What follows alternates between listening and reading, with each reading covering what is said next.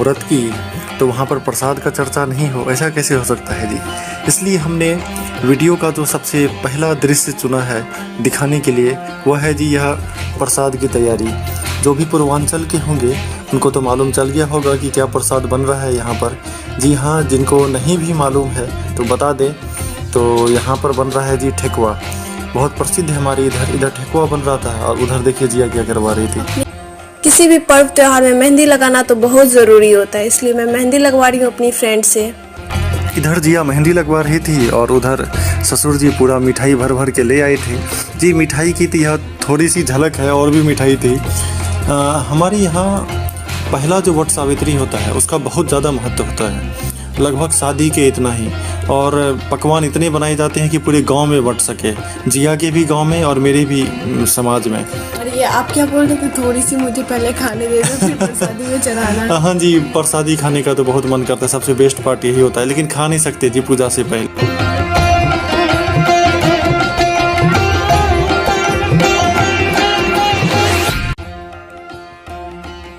इधर मेरी बुआ सास पूरा पूजा का सामान जो है एक जगह अरेंज करके रख रही है, ताकि जब पूजा का समय आए तब पूजा करने में कोई दिक्कत नहीं आए और ना ही कोई सामान ढूंढने में कोई भी परेशानी हो। और जी दूसरी तरफ हमारी बेटी की शादी की तैयारी चल रही होती है। अरे आप सोच रहे होंगे कि इनकी तो शादी 1 साल पहले ही हो गई और बेटी भी हो गई और इतनी जल्दी बड़ी भी हो गई और इनकी शादी भी हो रही है।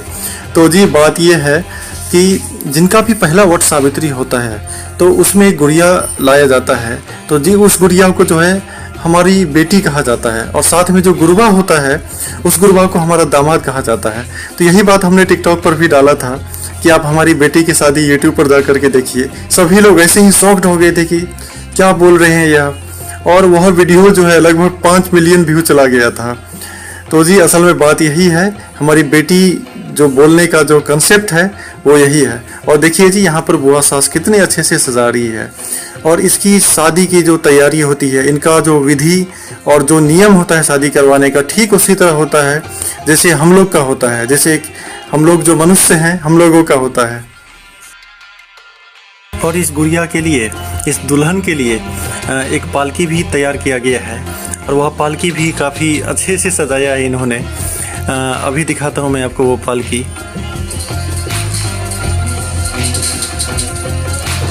ये देखिए जी पालकी, इस पालकी में दुल्हन को रख दिया गया। अंदर से लाइट ऑफ है। और आप लोग बताइए कैसा लगा यह पालकी, कमेंट करके ज़रूर बताइए। जब पालकी तैयार हो गया, पालकी तैयार होने के बाद बारी आती है माँ के सजने की बारी। जी हाँ, माँ मतलब यहाँ जिया। मेरे पैर में आलता लग रहा है, जो भी सुहागन रहती है शुभ माना जाता है पैर में लगाना। और जिया तो दूर की बात है, मुझे भी नहीं छोड़ा गया, मुझे भी नेल पॉलिश लगा दिया गया, पैर में अलता लगा दिया गया।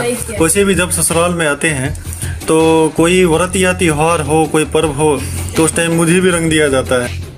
और दूसरी तरफ बुआ मिट्टी से नाग नागिन तैयार कर रही है। कि असल में वट सावित्री जो व्रत है इसी नाग नागिन की कथा पर आधारित है, जो इस वीडियो में तो नहीं बता सकते वरना वीडियो बड़ा लंबा हो जाएगा। कभी कोशिश करेंगे कि एक और वीडियो बना दें।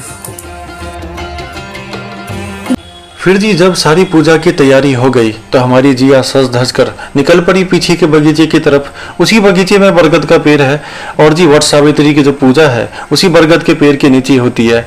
और जिया जब वहां से जा रही थी घर से बगीचे तक, तो जिया की क्या हालत थी जिया खुद बताएगी। एक तो इतनी हैवी साड़ी, ऊपर से मेरा बिछिया जो था पैर का वो बार बार निकल जा रहा था, और ऊपर मुझे वो मटका जो था उसको पकड़ने में साड़ी नहीं संभाल पा रही थी। तो मेरे सोच रही थी साड़ी संभाले कि मटका संभालेगी। हाँ, तो इस वजह से मेरी पूरी हालत खराब थी। जी फिर पूजा की शुरुआत होती है, और पूजा के दौरान 21 बेनी पर प्रसाद चढ़ाया जाता है। और यह प्रसाद जिसको जितना भगवान ने सामर्थ्य दिया है अपने सामर्थ्य के अनुसार सभी पूजा करते हैं, सारे प्रसाद के आइटम रखते हैं। और जिनको भी समझ में नहीं आ रहा है कि मैं बेनी क्या बोल रहा हूँ, बेनी क्या है, जी असल में बेनी हाथ वाला पंखा है जो बांस की लकड़ी से बनता है। फिर नाग नागिन की पूजा होती है, नाग नागिन को दूध लावा चढ़ाया जाता है। फिर गौरी माता की पूजा होती है। गौरी माता को पूजने के बाद इस व्रत को क्यों किया जाता है, इसके पीछे की कहानी क्या है, इन सब का एक कथा सुनाया जाता है। कि यहाँ जो सफ़ेद साड़ी में आपको एक लेडी दिख रही है वही हमारी पंडिताइन है। वो कथा सुना रही होती है, और इस कथा को सुनने के लिए सभी सुहागिन औरतें वहाँ बैठी होती हैं। खास करके वो सुहागिन औरतें जो वट सावित्री का व्रत रखी होती है। और ये कहानी सुनने में बहुत मज़ा आता है और ये कथा जो है बहुत इंटरेस्टिंग होता है और इस कथा पर ही आधारित है ये वट सावित्री का व्रत। और कथा जैसे ही ख़त्म हो जाता है, कथा के समापन के बाद बारी आती है अगली विधि की। अगली विधि के दौरान जो बरगद का पेड़ है उसके फेरे लगाए जाते हैं। बरगद के पेड़ से गला मिला जाता है, बरगद के पेड़ को पंखा झेला जाता है। जी हाँ, वही पंखा उसी बेनी से झेला जाता है। जी कुछ पार्ट जो मैं बता रहा हूँ वह तो आप नहीं देख पा रहे हैं क्योंकि हमारी साली साहब पता नहीं कहाँ गायब हो गए थे, इस कारण शूट नहीं हो पाया, उसके लिए क्षमा कर दीजिएगा जी। और जैसे ही यह सब हो जाता है इसके बाद बारी आती है हमारी बेटी की शादी की। जैसा कि हमने वीडियो की शुरुआत में कहा था, गुड़वा गुड़िया की शादी ठीक उसी नियम से होते हैं जिस नियम से हमारी शादी हुई होती है। वही सिंदूरदान, वही फेरे, वही कन्यादान और वही लोकगीत। जी अभी मैं आपको सुनाता हूँ लोकगीत जो भी हमारी सासू माँ यहाँ पर गा रही हैं।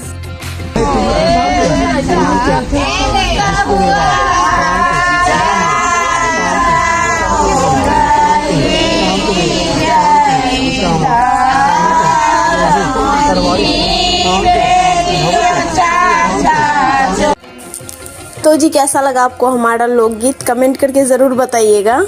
जी हो सकता है कि आप में से कुछ लोग नहीं समझ पाए हों, लेकिन जो भी पूर्वांचल के हमारे साथी हैं उम्मीद है कि शायद वो तो समझ गए होंगे और ख़ास करके जो हमारे क्षेत्र से हैं वह तो बिल्कुल समझ गए होंगे। जी ये जो आपको पंडित जी के बगल में एक लड़का दिखाई दे रहा है, ये मेरे अंकल का बेटा है और जब इसको पता चला था कि गुड़िया की शादी यही करवाएगा और गुड़िया का मामा यही बनेगा तो ये बहुत ज़्यादा खुश हो गया था कि गुड़िया की शादी मैं करवाऊंगा। और जब इसको दिन भर भूखा रहना पड़ा और हवन का धुआं झेलना पड़ा तो इसकी बहुत ज़्यादा हालत ख़राब हो गई। तो ये कह रहा था कि अब मैं दोबारा पूजा पर कभी नहीं बैठूंगा। बेचारी की इतनी हालत ख़राब हो गई थी। जी ये तो रही हंसी मजाक की बात, लेकिन इतनी कम उम्र में इसने हिम्मत कर ली हवन पर बैठने की, ये तो तारीफ के काबिल है। हाँ जी अभी जो आप वीडियो देख रहे हो उसमें गुड़िया को ला करके उससे फेरे लगवाए जा रहे हैं आम के वृक्ष में। उसके बाद सिंदूरदान होता है। सिंदूरदान होने के बाद जितनी सुहागन होती है वो गुड़िया को सिंदूर लगाती है। और यहाँ पे जितनी भी मेरी दादी हैं, बुआ हैं, चाची और मम्मी सबको गुड़िया को सिंदूर लगा रही हैं। फिर जी जब पूजा खत्म हो जाता है, जो मैंने प्रसाद चढ़ाया होता है 21 बेनी पर, वो सारी सुहागनों में बांट दिया जाता है। बेटी की शादी पूरा होने के बाद फिर हम लोग घर लौट आते हैं और घर लौटने के बाद व्रत का जो आखिरी चरण रहता है उसे पूरा करना होता है। फिर मैं अपने पति देव के पैर धोती हूँ पानी से, फिर तौलिए से पैर पोंछ देती हूँ, फिर पैर छूकर आशीर्वादी लेती हूँ। फिर मैं पति देव को शरबत पिलाती हूँ। कहा जाता है शरबत इसलिए पिलाया जाता है कि पति का हृदय हमेशा ठंडा रहे और उनका प्यार हमेशा हमारे लिए बना रहे।